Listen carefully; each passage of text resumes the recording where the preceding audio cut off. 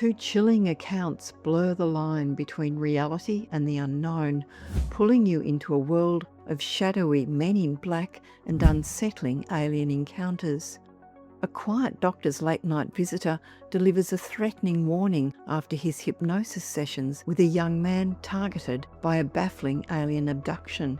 Together, these cases reveal a disturbing pattern of missing time, alien encounters, and men in black intimidation, hinting at something far more sinister beneath the surface.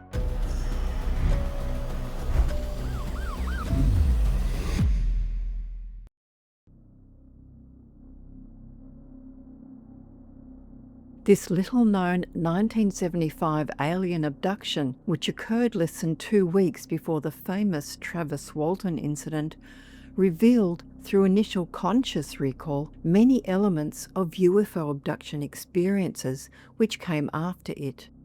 David Stevens, aged 21, and his friend Glenn Gray, aged 18, shared a trailer in Norway, Maine, where they both worked late shifts in local factories.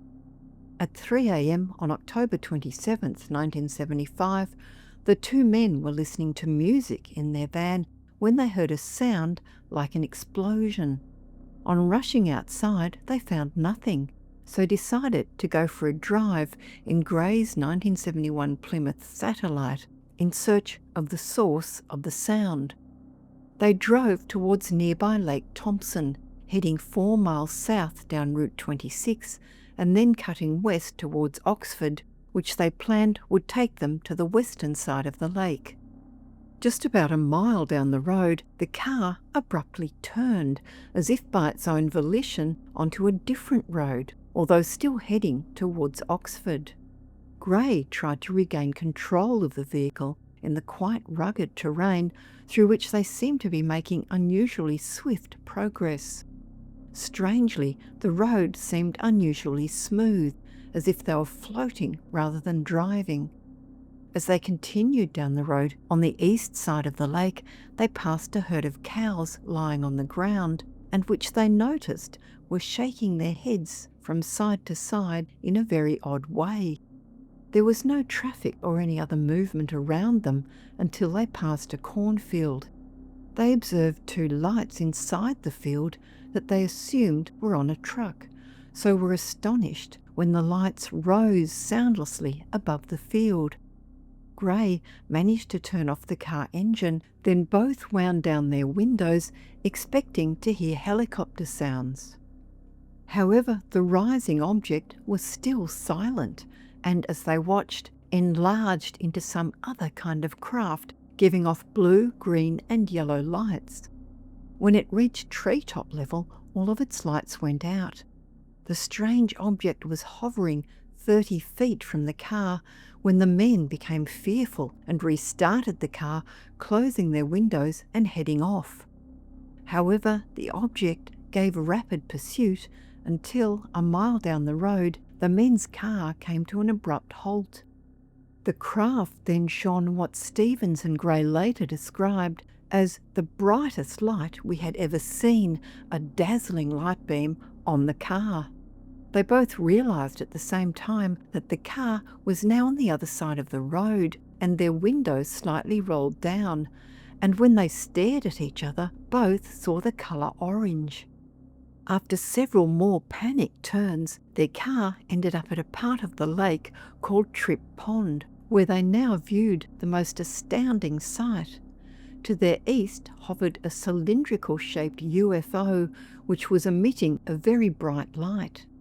The object continued to hang there for nearly 1.5 hours, during which time Stevens and Gray were desperately trying to restart the immobilised car.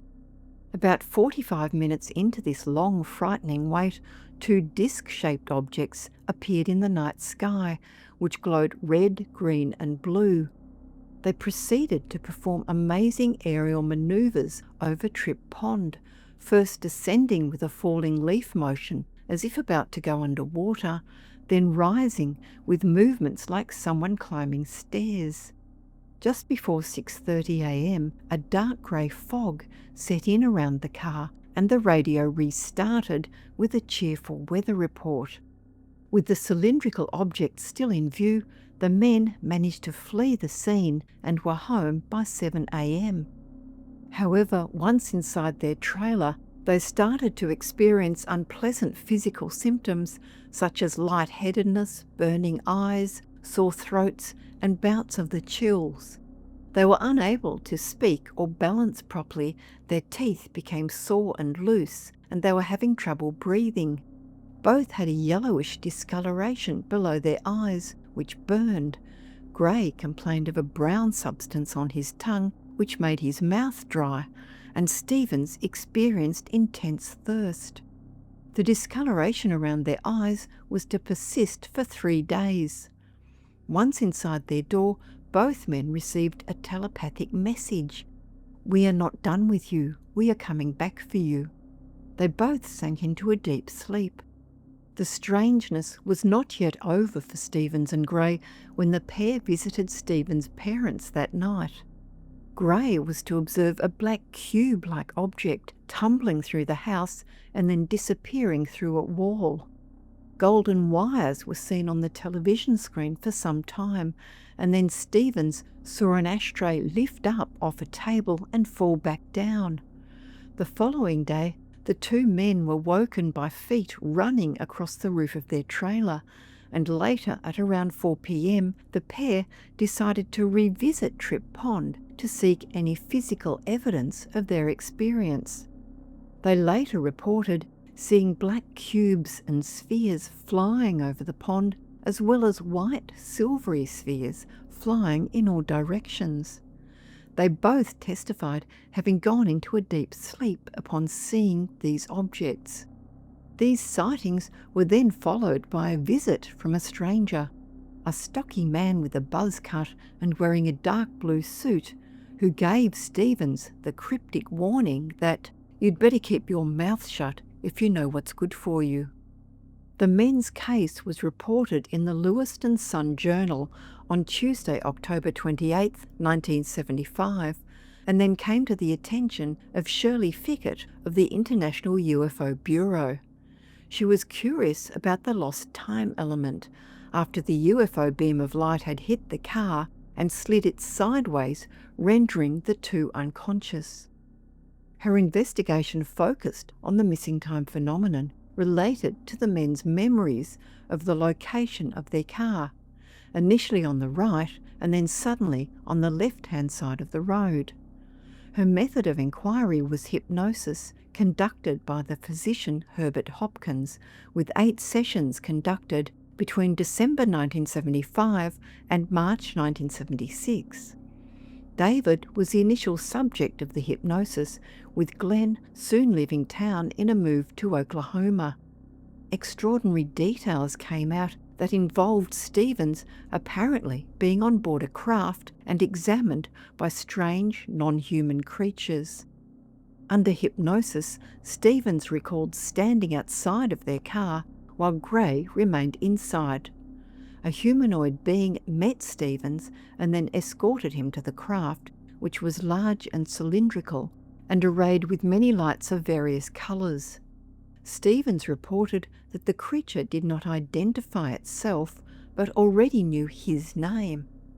On entering the UFO, Stevens observed 2 rooms, one domed with curving walls and a shiny floor, and the other a hospital-like room about 35 feet in diameter and 15 feet high, with grey walls, a shiny floor, and bright overhead lights.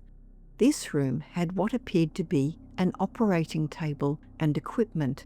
It felt cool and had a burnt smell. The beings present were about 4 feet or 1.4 meters tall and with bald, mushroom-shaped heads, large, slanted, unblinking eyes, small, round noses, and no ears or mouths. Their skin was white and appeared tougher than human skin, their hands each with 4 webbed fingers. They wore black gown-like garments and shoes that seemed made of paper. Stevens related that 4 of the beings drew 2 tubes of blood from the crook of his right arm and took trimmings of his hair and nails. He refused to undress and said that he struck one of the beings in the face, who seemed neither hurt nor angry. At this stage, he then gave in without any further resistance and, now feeling unafraid, allowed the beings to undress him. As he lay on the table, a machine with an extension arm holding a device that glided over his body scanned him for 40 to 45 minutes. The humanoids then gave him an injection in the shoulder, a procedure that was to become commonly reported in cases of abductions. Stevens then got dressed and communicated with the beings, of whom the first he had encountered reassured him that he would not be harmed. They communicated telepathically by what he called brainwaves and said that they had observed him over some time and would meet with him again. However, they refused to answer his questions about themselves. They led Stevens back to the first room, and his next memory was of being back in the car with Gray. According to Fickett, Gray seemed to have no memory of Stevens being absent. As the men were driving away from the cornfield, the UFO continued to pace them. They then had to stop the car in a field, with its engine and radio now dead. Stevens said that the main UFO and 2 other discs remained in sight, moving around until a fog hid them. At around 6:30 a.m, the large UFO appeared to suck up the fog and then fly away, after which the car then became operational again. Under hypnosis, Stevens refused to discuss when or whether the beings said they would return. His telling account contained many elements of alien abductions to be reported over the next few decades. The telepathic communication, medical examination, and missing time, and so was a forerunner of things to come.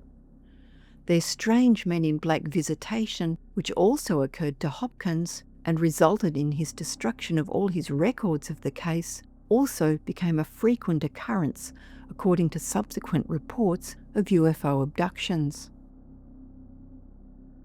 If you're enjoying this video, don't forget to hit like. It really helps to keep the channel growing. And if you're new here, subscribe and tap the bell icon so you never miss our latest videos. We've got lots of strange and fascinating stories coming up, and we'd love to have you along for the journey.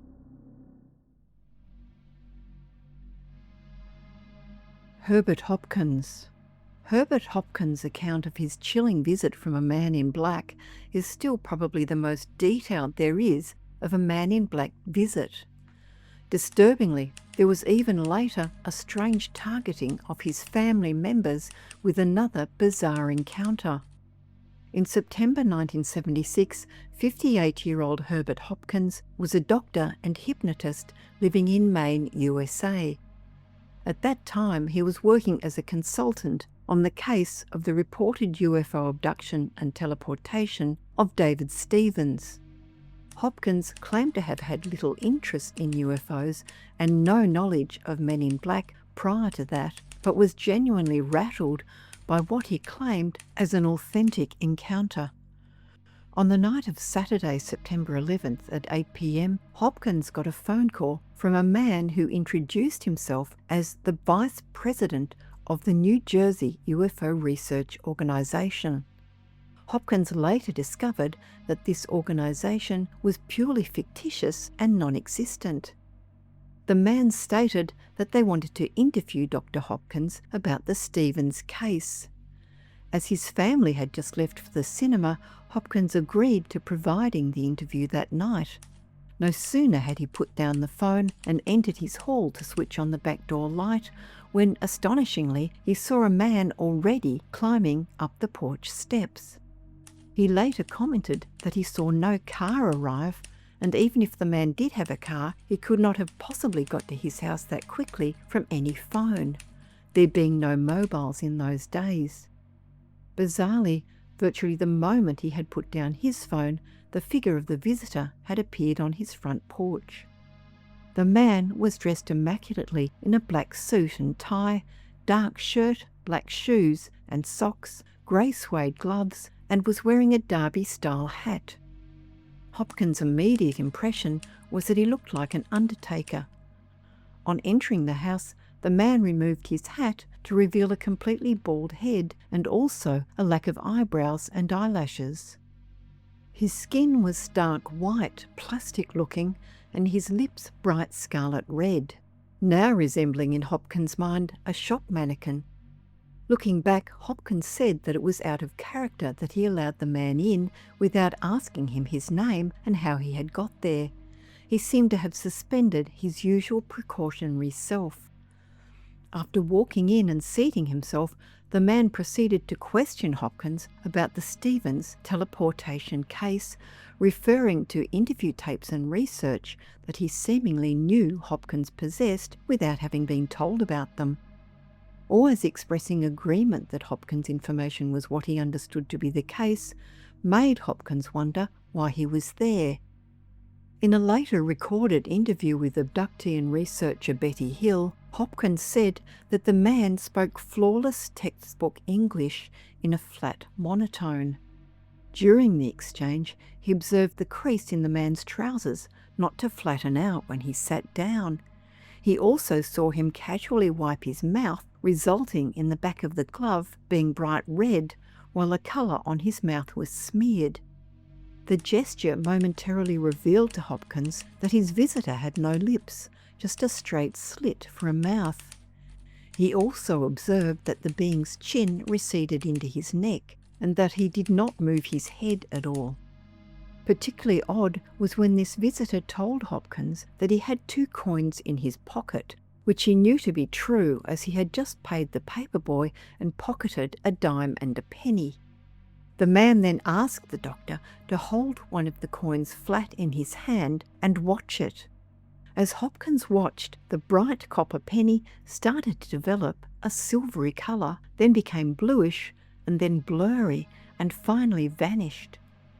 Neither you nor anyone else on this plane will ever see that coin again, the visitor told him.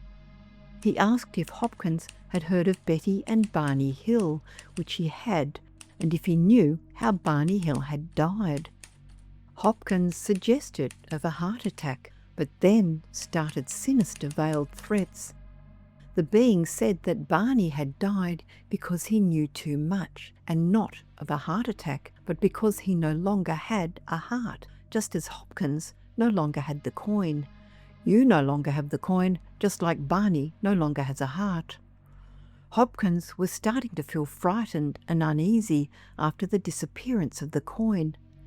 The humanoid then stated to him that he had tape recordings of the Stevens hypnosis sessions. Still poker-faced, he then quite unemotionally ordered Hopkins to destroy all tapes, correspondence, written and other records concerning anything to do with UFOs. He said that he would know if he did not do so, in which case Hopkins would suffer the same fate as Barney Hill. Hopkins suddenly noticed that the visitor's speech was slowing down. He said, "My energy is running low. Must go now. Goodbye," then rose unsteadily to his feet. Walking falteringly 1 step at a time, he left the house and, clinging tightly to the railing, descended down the front steps uncertainly. He slowly walked to the end of the house, which he held onto, seemingly for balance, then disappeared around the corner. Hopkins saw a bright bluish-white light shining in the driveway and bathing the area.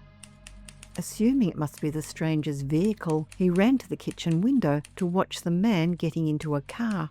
However, there was nothing to be seen. He then rushed outside to the driveway, which was the only way to exit the property due to a thick hedge at the front. However, again, there was nothing to be seen, although he did later wonder why he didn't look up. Hopkins did as he had said, destroying all tapes and records he had of the Stevens teleportation case, reasoning that whatever happened to the coin, he might easily meet the same fate. He reported that he was very badly shaken by the visit and determined to have nothing further to do with the investigation. After destroying all documents, he then immediately phoned his journalist contact and disendorsed any information he had given to the National Enquirer. His family got home to find all the lights on both inside and outside the house, and Hopkins sitting terrified at the kitchen table next to a gun which a local police chief had told him to buy, but which he'd never used. Their large collie Alsatian cross, usually a feisty watchdog, was hiding in a closet, terrified and very reluctant to come out, although, interestingly, the cat was unaffected by the stranger's visit. Hopkins' family raced outside to search for any signs of the visitation and found indentations like a metallic caterpillar tread in the driveway over a short distance, which however had vanished by the following day. Over coming weeks, he was to have extreme problems with his telephone, often going dead, cutting off calls, rendering him uncontactable by his patients, or having strange background sounds and other difficulties. Hopkins said that over time he became convinced that the visitor had come from an alternate dimension and had returned to wherever his coin had ended up. There seemed a family connection when, eerily, nearly 2 weeks later, Hopkins' daughter-in-law Maureen and her husband John also experienced a bizarre and unsettling visit.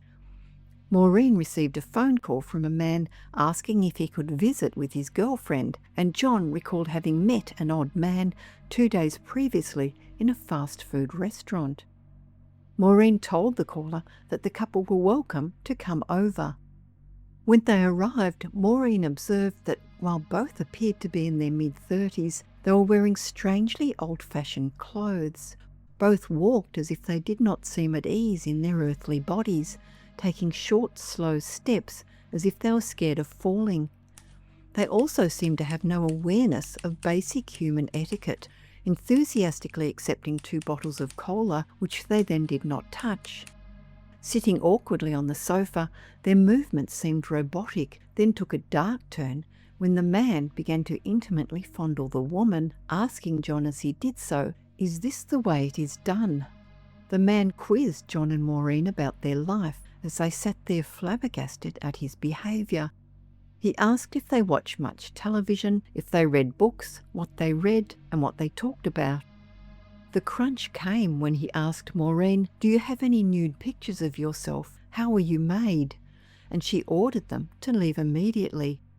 They stood up, but now the man seemed unable to walk, and the frightened woman asked John, "Please move him, I can't move him myself." The man suddenly became animated and walked directly to the door in a straight line, followed by his girlfriend. Both left without saying goodbye.